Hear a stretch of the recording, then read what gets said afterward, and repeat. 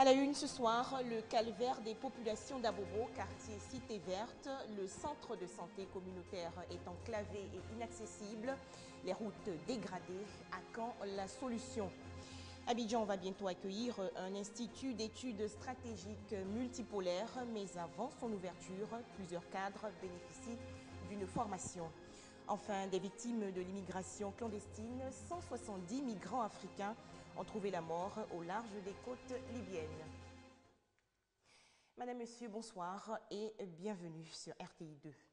Les populations d'Abobo, dans le quartier Cité Verte, interpellent les autorités ivoiriennes sur l'hôpital enclavé et inaccessible de El Rafah. Et pour cause, la voie principale qui mène à ce quartier, ainsi que les voies secondaires, sont fortement dégradées. Que de peine endurée par les usagers pour pouvoir les parcourir. Autre problème de taille, les nombreux garages sur la route ne facilitent pas l'évacuation des malades dans le centre de santé. On en parle avec Koné Pargassoro et Franck Quadio. Des engins roulants en souffrance sur une voie fortement impraticable. Cette voie mène au centre de santé à base communautaire de ce quartier, Cité Verte, dans la commune d'Abobo.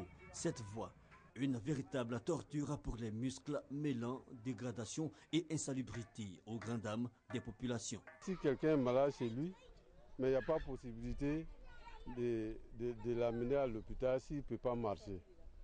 Et ma foi, je vous dis qu'on prend au trop, souvent pour mettre nos malades dedans. On vit dans une salubrité indestructible. Il y a l'huile noire, l'huile de moteur qui traîne partout. Et notre quartier est devenu, si vous voulez, il n'est pas bon de vivre dedans. À cela s'ajoutent les nombreux garages qui envahissent les ruelles du quartier. Une situation qui préoccupe de plus en plus le responsable de ce centre de santé. Ce qui est assez inquiétant, c'est le cas des femmes que nous devons évacuer par rapport à un accouchement difficile. Et l'idéal serait qu'il y ait cette voie principale qui soit aménagée. En attendant, pont de fortune et pneus servent de passage aux riverains. Un nid de moustiques et de microbes dans lesquels s'égaie dangereusement ces tout petits. Bientôt, un institut d'études stratégiques multipolaires à Abidjan. Cet établissement sera jumelé à l'Institut d'études diplomatiques de Paris. Mais avant l'ouverture de l'Institut d'études stratégiques multipolaires d'Abidjan, plusieurs cadres de l'administration publique et privée participent à des ateliers dont la première session débute aujourd'hui. Thème retenu, technique de lobbying et prise de décision. Il s'agit de leur inculquer les défis actuels que soulève le marché international. Comment s'ouvrir des portes et obtenir des résultats dans un monde de plus en plus concurrentiel? C'est à cette problématique que le groupe Corps Inter, spécialiste des séminaires internationaux, essaie d'apporter des réponses par la mise en place de l'Institut d'études stratégiques multipolaires dès le premier semestre 2015 à Abidjan, un institut jumelé à l'Institut d'études diplomatiques de Paris. Nous avons, à travers ce projet, voulu amener à notre humble niveau les managers africains à oser aller à l'international, même oser même au plan national, ouvrir les portes pour faire du lobbying. Que les cadres aussi bien privés ou des cadres d'État qui ont des activités sur le plan international puissent à la fois se former vis-à-vis de ces changements d'orientation du monde. Mais avant l'ouverture de cet institut, une série d'ateliers. Le premier se déroulera du 25 au 29 août à Abidjan. Technique de lobbying et prise de décision en constituent le volet essentiel. Au nombre des orateurs, le ministre Paul Kofi qui interviendra en management. Lorsque j'ai vu les missions et les centres d'intérêt de l'Institut, j'ai estimé qu'il fallait apporter sa pierre et son expérience, puisque les responsabilités que nous occupons sont des responsabilités de manager. Je pense que pour les jeunes frères et les aînés qui sont membres de la session, il était intéressant de partager ces expériences. L'Institut d'études stratégiques multipolaires s'intéresse entre autres aux questions de formation initiale ou de perfectionnement des cadres supérieurs, des décideurs en entreprise et même des journalistes. On faisait le point avec Franck Quadio.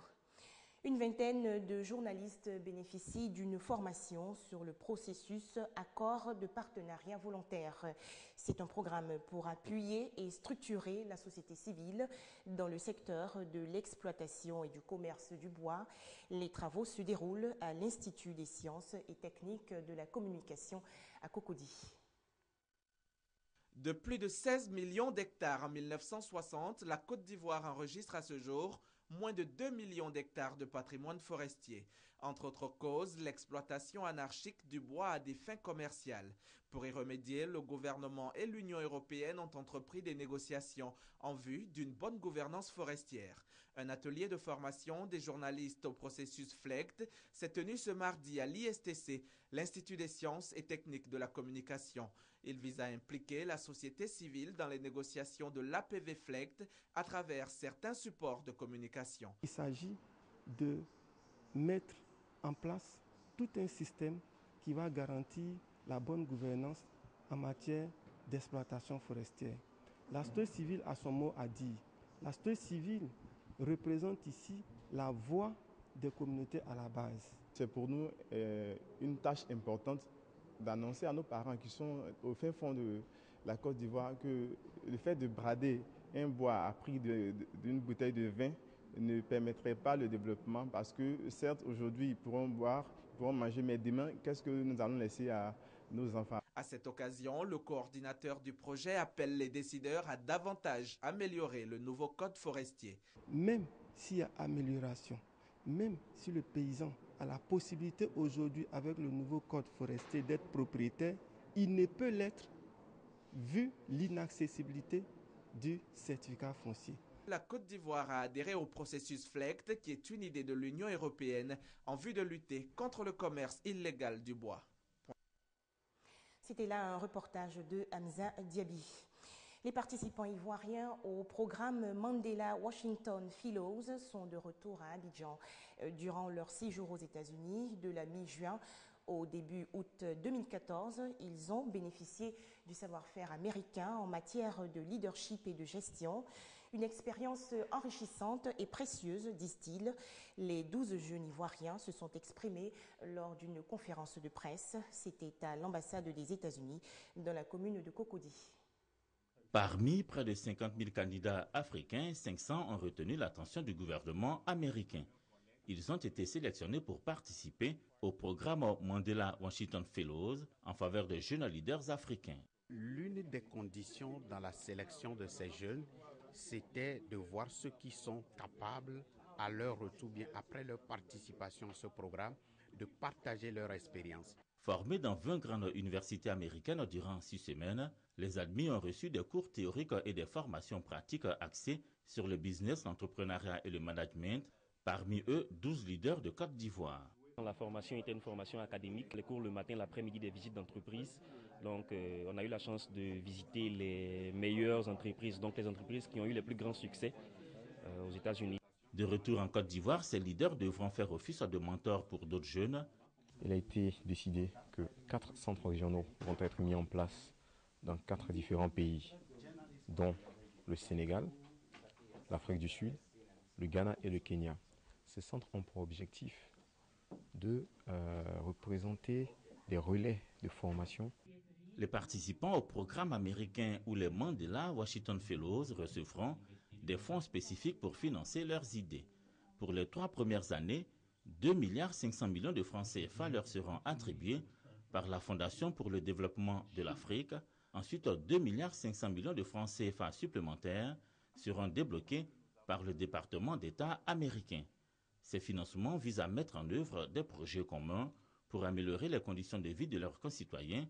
Ils vont aussi aider à soutenir la mise en place du réseau des jeunes leaders africains.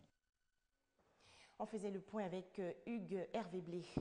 La secte Boko Haram gagne du terrain dans le nord du Nigeria. Après Gwoza, dans l'état du Borno, les combattants du groupe islamiste se sont emparés de Madagali, dans le nord-est du pays.